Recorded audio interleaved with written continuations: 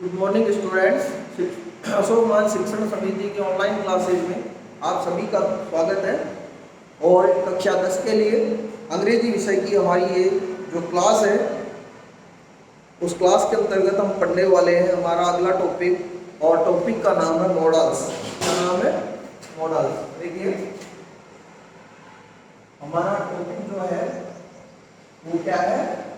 Models है। Models, ये जो हमारा टॉपिक है वो एक मनोभाविक टॉपिक है, यानी डिपेंड करता है हमारे मनोभावों पर, मेंटल स्टेट पर। उसी के अकॉर्डिंग हमें इसे पढ़ना है। कितने प्रकार के होते हैं, कौन कौन से होते हैं, कौन कौन सी कंडीशन में, कौन कौन से टेंस के साथ में कौन कौन से मॉडल्स का यूज किया जाता है, वो सारी चीजें हम यहाँ पर पढ़ने वाले हैं। लेकिन उससे पहले ये समझना है कि मॉडल्स होते क्या है, कि जो टॉपिक हम पढ़ रहे हैं वो टॉपिक क्या है, उसका मीनिंग क्या है, सबसे पहले हमें वो समझना है। तो देखिए, हमारा अगला टॉपिक है मॉडल्स। और मॉडल्स क्या होते हैं? देखिए, सबसे पहली चीज कि मॉडल्स जो है उनका अर्थ क्या होता है, कैसे होता है, वो हम पढ़ेंगे। कि मॉडल्स जो है, कि मॉडल्स लैटिन भाषा के शब्द, कौन सी भाषा के? लैटिन भाषा के शब्द मूड से बना है। मूड से बना है। कि लैटिन भाषा का एक शब्द है, और वो शब्द क्या है? मूड। क्या शब्द है? मूड। तो मॉडल किससे बना है? मूड से बना है। ठीक है। अब मूड से बना है, और मूड का अर्थ क्या है? मूड का अर्थ, मूड का अर्थ होता है मन। क्या होता है? मन। मूड का अर्थ क्या होता है? मन। अब जब मूड से मॉडल बना है, मूड का अर्थ मन होता है, तो इसीलिए मॉडल का अर्थ क्या हो गया? मॉडल का अर्थ क्या हो गया? मनोभाव। क्या हो गया? मनोभाव। ठीक है। तो यहां ध्यान दें कि मॉडल लैटिन भाषा के शब्द मूड से बना है। लैटिन भाषा है, जैसे हमारी भाषा हिंदी है, अंग्रेजी है, संस्कृत है, उसी प्रकार से लैटिन भी एक भाषा है। और लैटिन भाषा का एक वर्ड है, और वो वर्ड क्या है? मूड है। क्या है वो वर्ड? मूड। तो इस मूड वर्ड से क्या बना है? मॉडल। और मूड का जो लैटिन भाषा का वर्ड है, उसका अर्थ क्या होता है? मन होता है। क्या अर्थ होता है इसका? मन। और इसीलिए मॉडल का अर्थ क्या हो गया? मनोभाव। क्या हो गया? मनोभाव, यानी मन के भाव, मन के विचार। अब किस प्रकार से पढ़ेंगे हम इसे? अतः, अतः इसकी परिभाषा क्या हो सकती है? अतः मनोभाव, मनोभाव या मन के विकार, मन के विकार या मन स्थिति, या मन स्थिति को व्यक्त करने वाले, व्यक्त करने वाले शब्द क्या कहलाते हैं? मॉडल कहलाते हैं। व्यक्त करने वाले शब्द मॉडल कहलाते हैं। देखिए, इसकी परिभाषा में क्या कह सकते हैं इसको? कि मनोभाव या मन के विकार या मन स्थिति को व्यक्त करने वाले शब्द है, वो क्या कहलाते हैं? मॉडल कहलाते हैं। कहने का मतलब कि दिए गए कार्य के प्रति, दिए गए कार्य के प्रति स्टेट ऑफ माइंड, यानी मन की स्थिति को व्यक्त करने वाले शब्दों को हम क्या कह सकते हैं? मॉडल कह सकते हैं। क्या कह सकते हैं? मॉडल। ये इसकी एक परिभाषा है। दूसरी बात कि मॉडल है, मॉडल एक प्रकार की सहायक क्रिया होती है। क्या होती है? सहायक क्रिया होती है। कि मॉडल एक प्रकार की क्या होती है? सहायक क्रिया। जैसे आपने देखा होगा कि जैसे हम हिंदी से अंग्रेजी वाक्य बनाते हैं या अंग्रेजी वाक्य पढ़ते हैं तो उन वाक्यों के अंदर सहायक क्रिया यानी हेल्पिंग वर्ब जरूर काम आती है और वो आती है किसके अनुसार? टेंस के अनुसार आती है। तो वो सहायक क्रिया जो हम बार बार बोलते हैं कि सहायक क्रिया ये सहायक क्रिया है, तो वो वाकई में होती क्या है, उसका मीनिंग क्या होता है, कितने प्रकार की होती है, कौन कौन सी हो सकती है, तो वो सभी हम यहाँ पर पढ़ेंगे। तो मॉडल भी एक प्रकार की सहायक क्रिया होती है। क्या होती है? एक प्रकार की सहायक क्रिया। कि मॉडल भी एक प्रकार की सहायक क्रिया होती है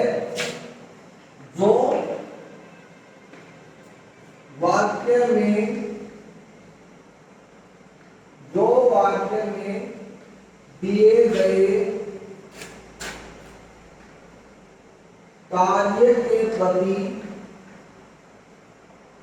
वाक्य में दिए गए कार्य के प्रति संभावना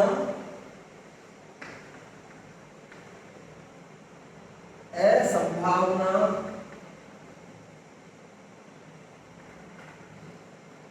निश्चितता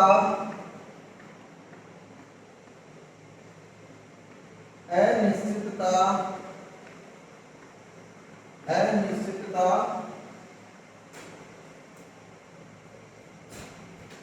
अनिवार्यता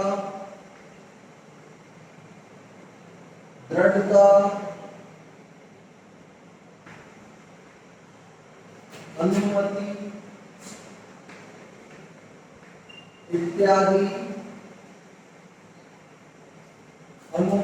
इत्यादि मनोभावों को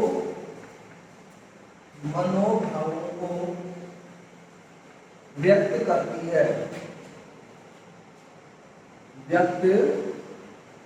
है। देखिए कि मॉडल एक प्रकार की सहायक क्रिया होती है जो वाक्य में दिए गए कार्य के प्रति संभावना असंभावना निश्चितता अनिश्चितता अनिवार्यता दृढ़ता अनुमति इत्यादि मनोभावों को व्यक्त करती है। ठीक है, ये होते हैं मॉडल्स।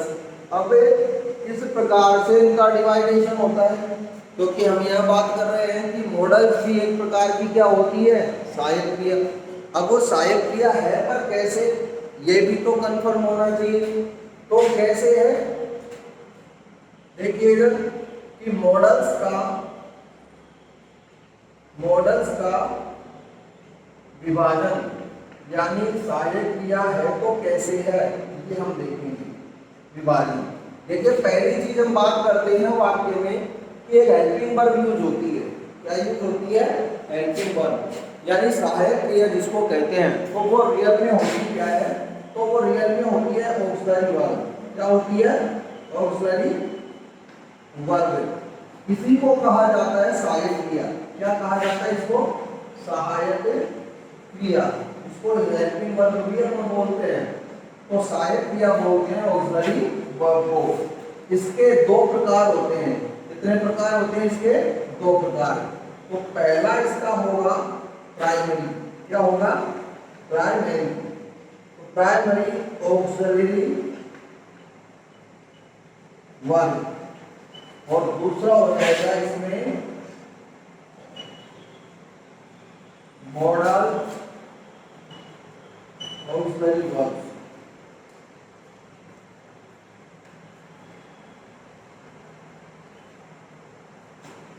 तो ये दो प्रकार हो गए इसके। पहला तो क्या है? प्राइमरी और दूसरा क्या है? मॉडल्स। कि ऑक्सिलरी वर्ब यानी जो सहायक क्रिया है उसका डिवाइडेशन जब हम करेंगे तो दो प्रकार में बट जाएगी। कितने प्रकार में? दो प्रकार में। पहला क्या हो जाएगा? प्राइमरी ऑक्सिलरी वर्ब जिसको हिंदी में कहते हैं प्राथमिक सहायक क्रियाएं। क्या कहते हैं? प्राथमिक सहायक क्रियाएं। और दूसरा जो हमारा इसका रूप बनेगा वो हो जाएगा मॉडल्स ऑक्सिलरी वर्ब्स यानी मनोभाविक सहायक क्रियाएं। तो प्राथमिक और मनोभाविक, प्राइमरी और मॉडल्स, दोनों में डिफरेंस कितना है, क्या इनकी शर्त होती है यूज करने की, वो भी हम आगे पढ़ने वाले हैं। तो देखिए दोनों में डिफरेंस कितना है और कौन कौन सी हो सकती है ये, वो उसके बारे में पढ़ेंगे हम। तो प्राइमरी और ऑक्सिलरी जो वर्ब्स है, पहले इनके बारे में अपन थोड़ा क्या डिफरेंस है वो पढ़ लेते हैं।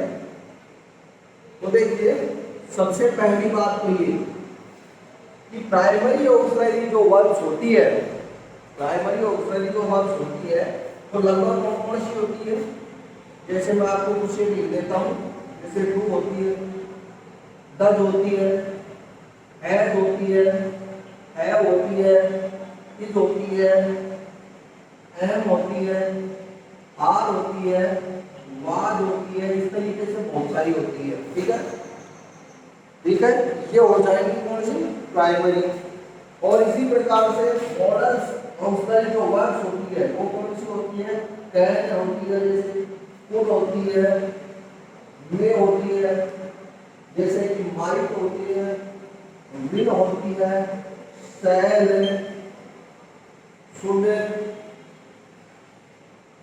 कुड, तो इस तरीके से ये भी होती है। तो ये दोनों है अलग अलग है, प्राइमरी ऑक्सिलरी वर्ब्स और मॉडल्स ऑक्सिलरी वर्ब्स। ठीक है, अब और डिफरेंस क्या है इनमें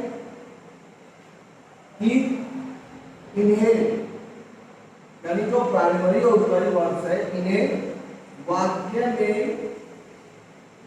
में टेंस के अनुसार, टेंस के अनुसार लिखते हैं। किसके अनुसार लिखते हैं, टेंस के अनुसार लिखते हैं। कि प्राइमरी ऑक्सिलरी जो वर्ब्स है वो किसके अनुसार लिखी जाती है वाक्य में, टेंस के अनुसार लिखी जाती है। मतलब कि टेंस के अनुसार लिखी जा रही है तो सीधी सी बात है कि किसकी जानकारी देंगी है, टेंस की जानकारी देंगी। और दूसरा हमारे यहाँ पढ़ रहे हैं मॉडल ऑक्सिलरी वर्ब, ये किसके अनुसार लिखी जाती है, इन्हें वाक्य में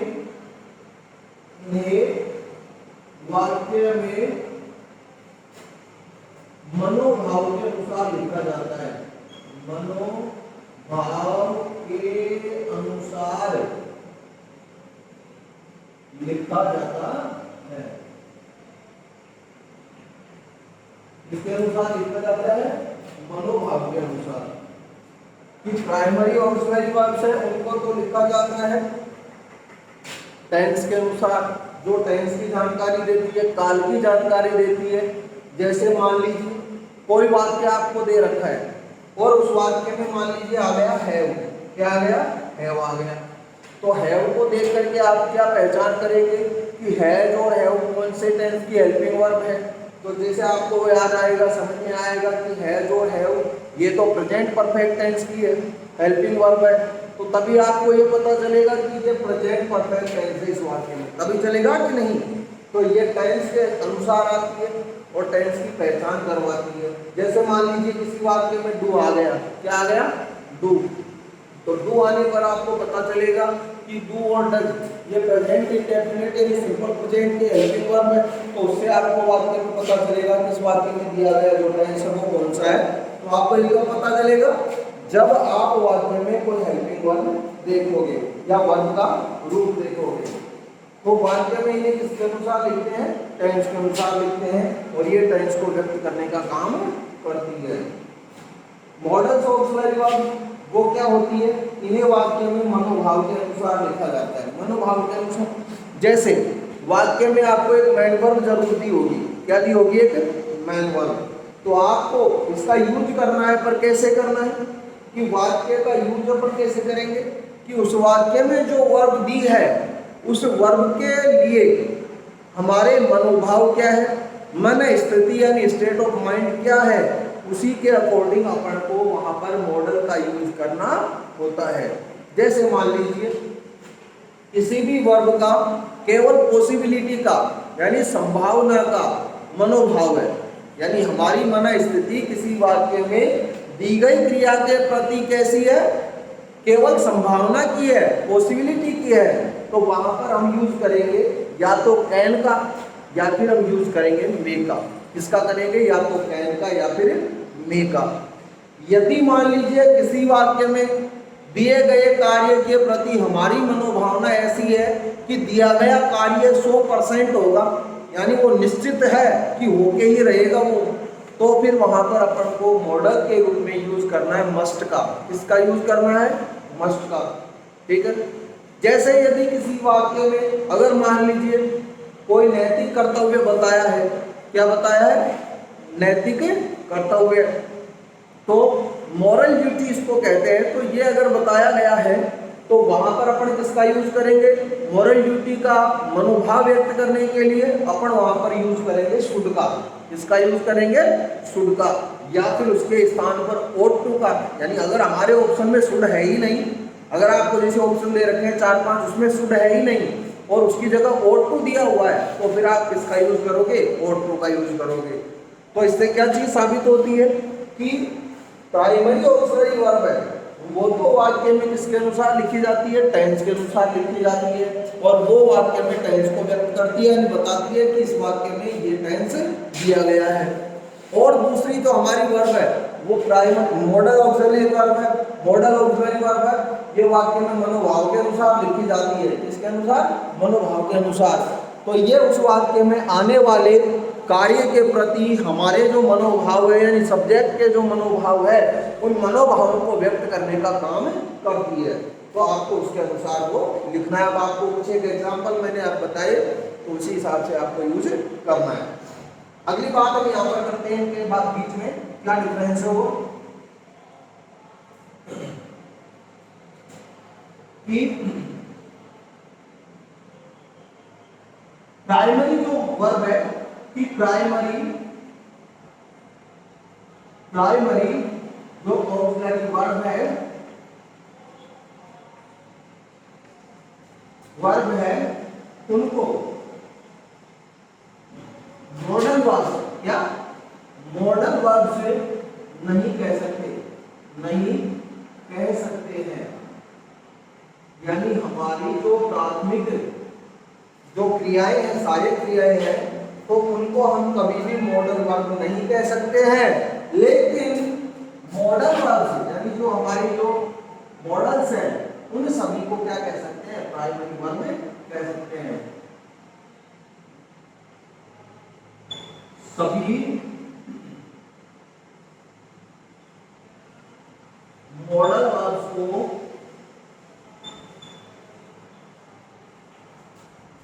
हेल्पिंग वर्ब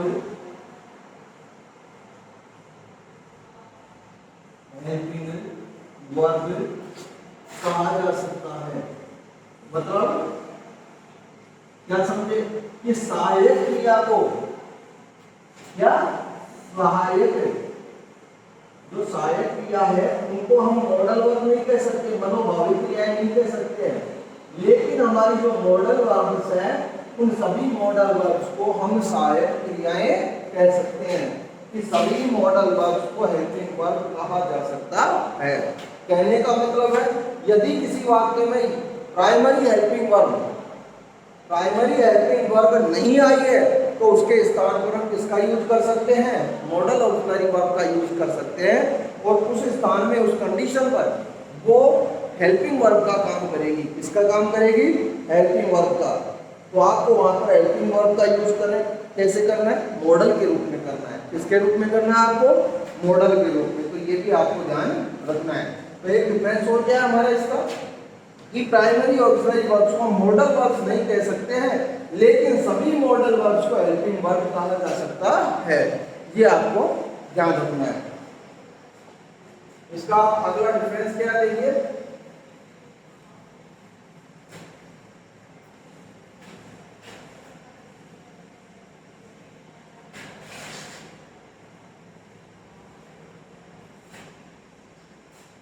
आगे इसके बारे में बात करते हैं। अगला डिफरेंस इसका है कि हमारी जो प्राइमरी वर्ब्स होती है कि प्राइमरी ऑक्सिलरी वर्ब्स पर टेंस तथा सब्जेक्ट के नंबर, नंबर का मतलब होता है वचन, नंबर का प्रभाव पड़ता है, प्रभाव पड़ता है। क्या कहता है ये कि प्राइमरी ऑक्सिलरी वर्ब्स जो है उन पर टेंस का प्रभाव पड़ता है और सब्जेक्ट यानी कर्ता के नंबर यानी वचन का प्रभाव भी पड़ता है। यानी अगर मान लीजिए आपके वाक्य में दिया गया कर्ता यानी सब्जेक्ट अगर सिंगुलर नंबर है तो प्राइमरी वर्ब जो होगी, प्राइमरी ऑक्सिलरी वर्ब जो होगी वो भी सिंगुलर नंबर की ही लगेगी।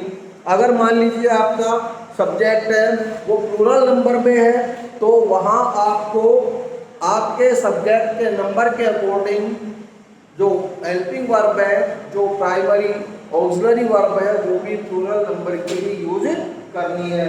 मतलब कर्ता एक वचन है तो सहायक क्रिया एक वचन की, कर्ता बहुवचन है तो सहायक क्रिया भी बहुवचन की, सिंपल सी बात है। लेकिन मॉडल वर्ब पर इनका कोई प्रभाव नहीं पड़ता है कि मॉडल ऑक्सिलरी वर्ब पर सब्जेक्ट के नंबर, सब्जेक्ट के नंबर यानी वचन का कोई प्रभाव नहीं पड़ता है, ठीक है। लेकिन कोई प्रभाव नहीं पड़ता है, लेकिन कुछ पर टेंस का प्रभाव पड़ता है। किसका प्रभाव पड़ता है? टेंस का प्रभाव पड़ता है। यानी कि मॉडल ऑक्सिलरी जो वर्ब है उन पर सब्जेक्ट के नंबर यानी वचन का कोई प्रभाव नहीं पड़ता है, लेकिन कुछ मॉडल वर्ब ऐसी होती है जिनका यूज करते समय, जिनका उपयोग करते समय टेंस का प्रभाव पड़ता है। वैसे कोई प्रभाव नहीं पड़ता है टेंस का। कब पड़ता है? केवल यूज करते समय। जैसे कि प्रेजेंट टेंस में क्या यूज होगा, फिर पास्ट टेंस अगर उसी कंडीशन में आ गया तो क्या होगा। जैसे पॉसिबिलिटी के लिए प्रेजेंट टेंस के साथ हम कैन का यूज कर सकते हैं, पावर व्यक्त करने के लिए कैन का यूज कर सकते हैं प्रेजेंट टेंस के साथ में, फ्यूचर टेंस के साथ में। लेकिन उसी कंडीशन में अगर मान लीजिए पास्ट टेंस आ गया, क्या आ गया?